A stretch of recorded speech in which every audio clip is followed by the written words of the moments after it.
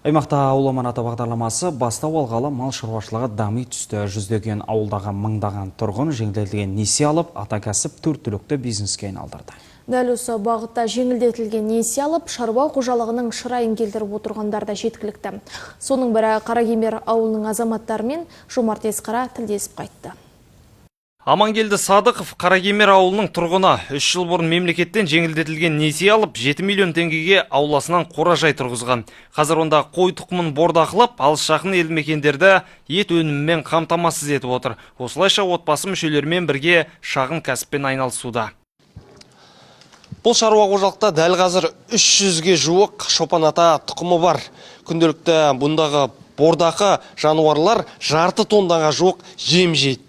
Ал кәсіпкердің сөзінше қойлардың күтіміне бір адам жеткілікті. Ертең жеттен кіргеннен ішін бірінші мынаған тазалайсың. Ішін. Одан кейін кебек саласын. 15 минут демалып болған кейін бидай саласын. Одан кейін суарасын, сосын каждый қораны тазалайсың. 5-6 айға қанша азық кетеді малға? 70 тонна бидай кетеді, 30 тонна кебек кетеді, 3000 тонна, 3000 пресс жоңышқа кетеді. Қаракемер ауылдық округіндегі 3 елді мекенде 3000-нан астам халық бар. Ауыл әкімнің сөзінше ауылдағы ағайынның басым бөлігі дәл осы мал шаруашылығымен айналысады.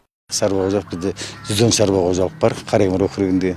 Соның 70-і егін шаруашылығы, қалғаны мал шаруашылығымен айналысады. Енді 2023 жылы ауыл аманаты бойынша 168 адамға несие берілді. Жеңілдетілген 2,5%-бен. Қазіргі таңда көбі мал шаруашылығымен, егін шаруашылығымен жұмыс істеп отыр. Әу баста жамбылдық тұрғындардың тұрмыстық табысын жақсарту атауымен бастау алған жоба бүгінде осылайша тиімді нәтиже беруде. Жыл өткен сайын әулиеатада өз кәсібін дөңгелетіп, нәсібін тапқан азаматтар саны көбейіп жатыр. Жомарт Есқара, Руслан Сандыбаев, Айқын ақпарат, Жамбыл ауданынан.